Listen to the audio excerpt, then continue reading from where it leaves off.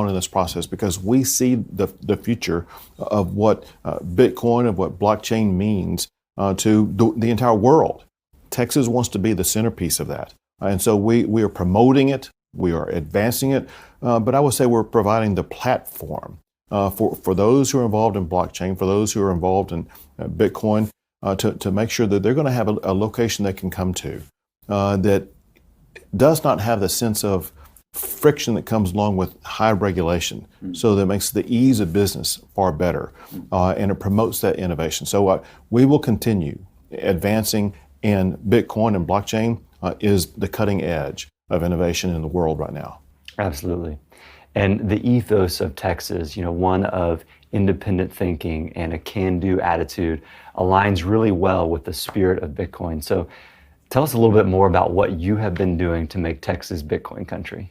Well, in addition to making it open and inviting for people here, we actually, this past session, we passed some laws to make it far better. We created a working group to make sure that we're going to be focused on the type of legislation that will make it more inviting. Understand this, and that is when Texas engages in legislation, we don't want to be over-regulatory. We're kind of anti-regulation, but we want to provide an infrastructure to make sure that blockchain and Bitcoin will be able to succeed. So, Governor, the demand response program and the world-leading Texas energy industry, what have you seen the Bitcoin mining industry been able to do when they come in and they partner with oil and gas, they partner with executives at ERCOT in the demand response capabilities of curtailing that load? How has that benefited Texas and the grid?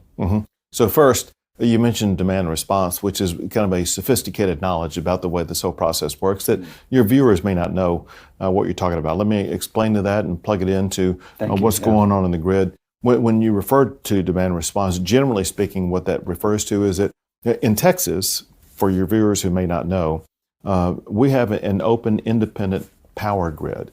Most states, and not all states, have a heavy regulated power structure, so they have a kind of a singular utility program in their state. Texas doesn't have that. We have a free market system in the state of Texas where people get to go purchase power from the lowest power provider, the lowest cost power provider. Now, when we do that, what happens is that there can be so much demand for power at times of high need for power, such as in a heavy winter storm.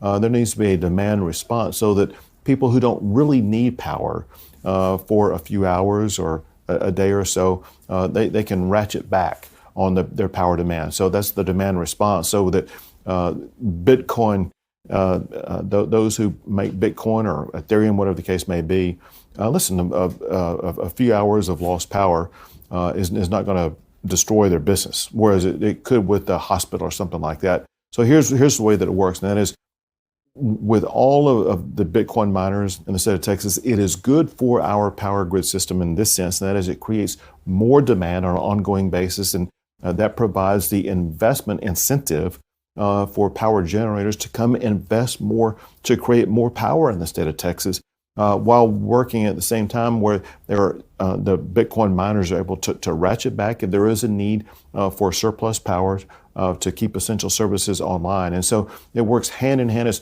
Is great for the Bitcoin miners to have access to, if not the lowest cost, one of the lowest cost of power in the entire world, while at the same time being able to generate even more power generation that will lower the cost even more. Absolutely. And when we have that increased generation, that increased base load, and the peaks are getting shaved off the demand, off of the duck curve, that can only be beneficial for Texas power prices. Consumers will, because of that increased supply, have lower power prices. All right, guys,